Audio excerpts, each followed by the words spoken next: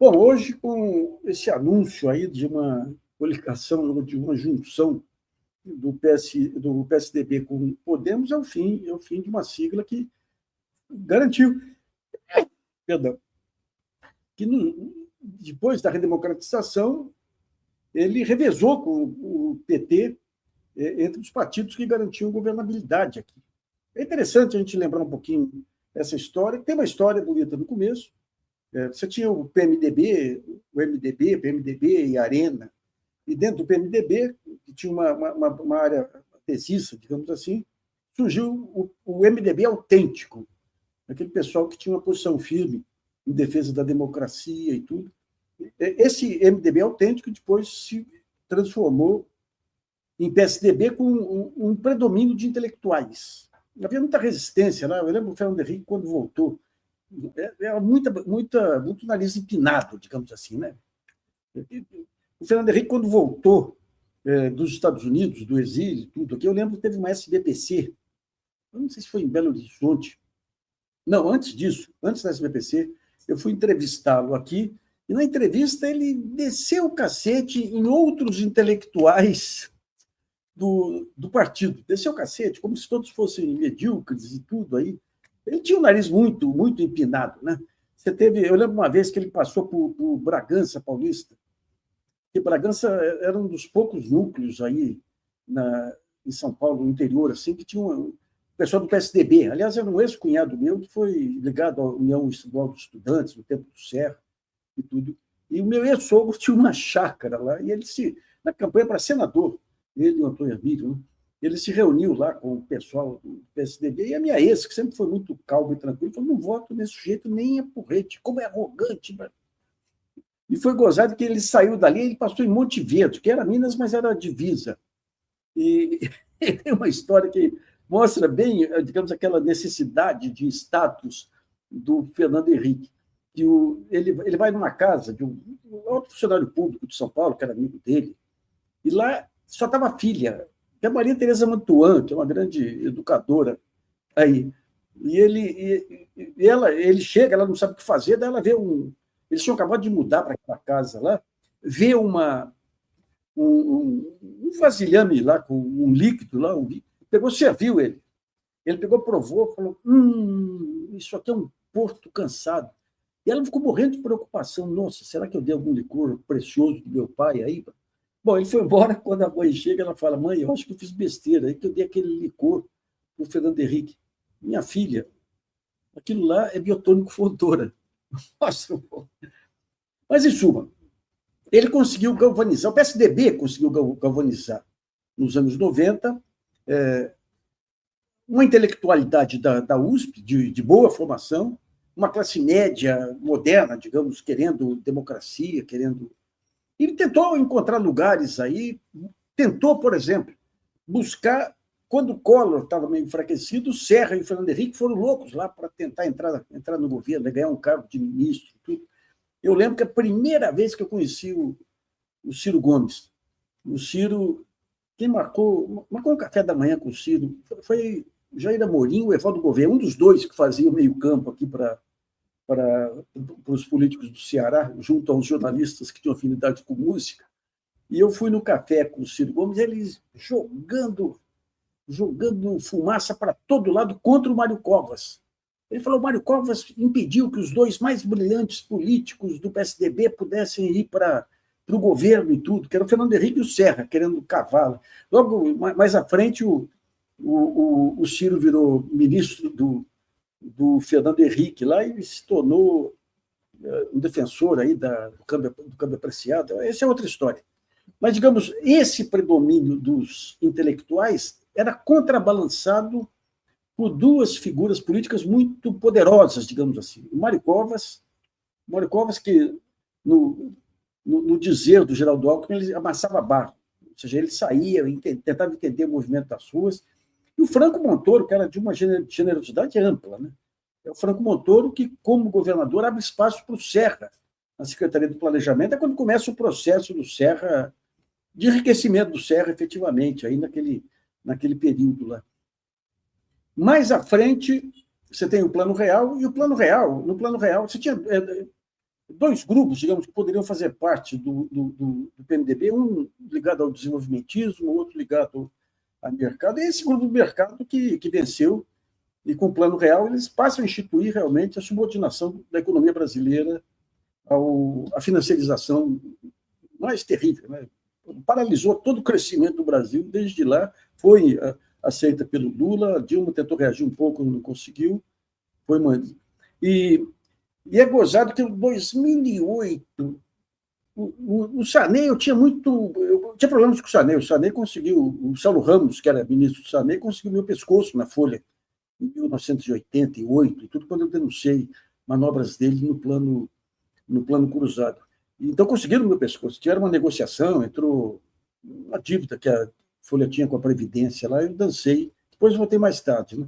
Mas, em 2008, o Chico Pedro, que era um jornalista de Minas que assessorava o Sarney, eu estava escrevendo já sobre o novo mundo que estava vindo por aí, de redes sociais, já tinha blog, brigando com a mídia e tudo.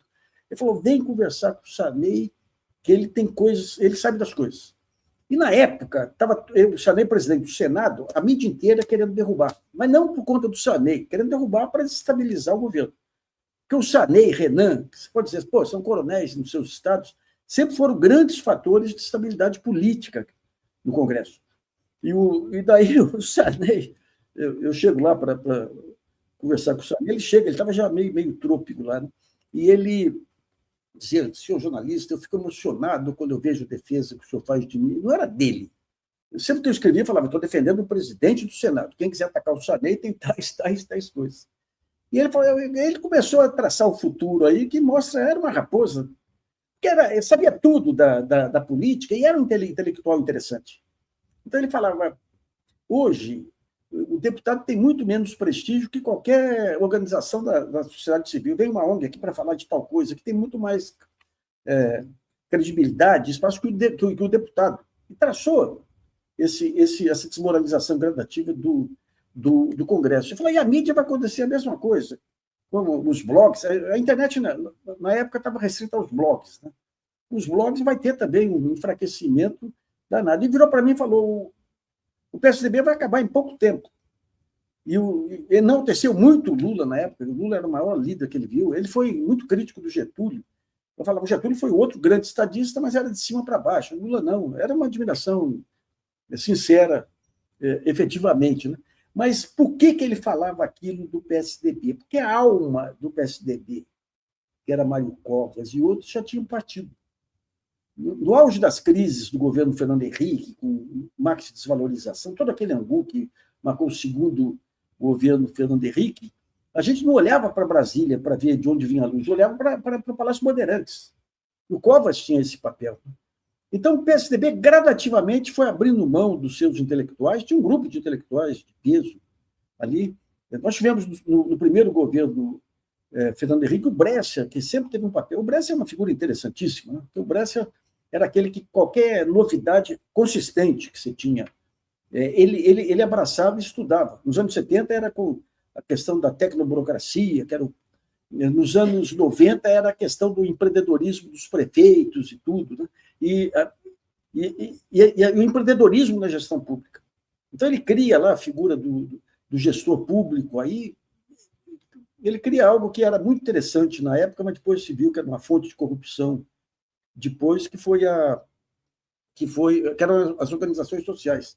Agora, um ponto relevante, deixa eu pegar aqui o Kaique que fala assim, o PSDB sempre foi uma embaixada americana, é que, efetivamente, Fernando Henrique e o Serra, quando se exilaram nos Estados Unidos, eles passaram a ter ligações umbilicais aí com o Partido Democrata.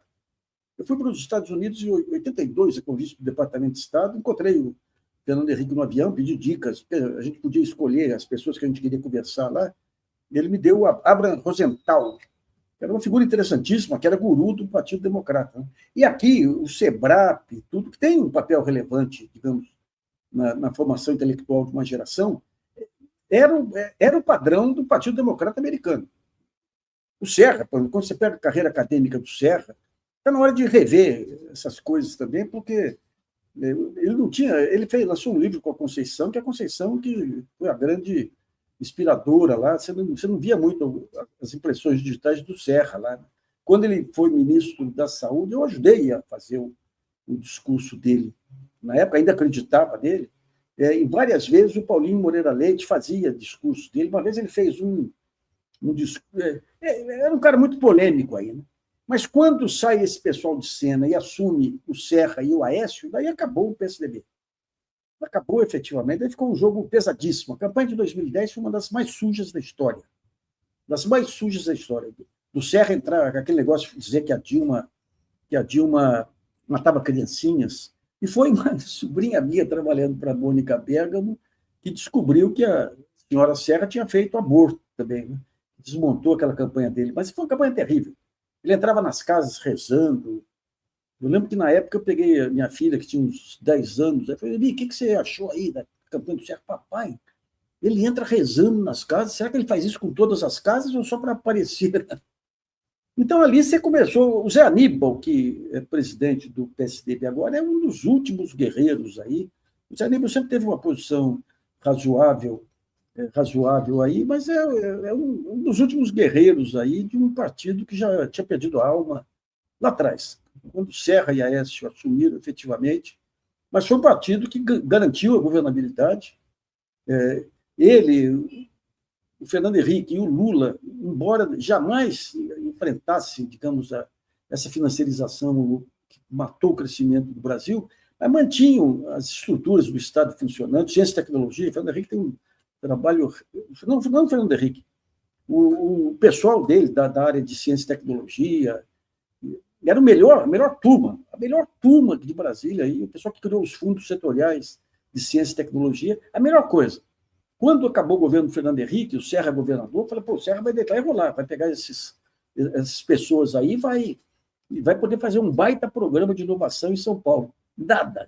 Um dia eu encontrei o deles e falei, mas vem cá, e o Serra aí com vocês? Ele falou, não, o Serra detesta a universidade. Então, nós estamos marcando hoje aí, realmente é o fim de um partido. Deixa eu pegar um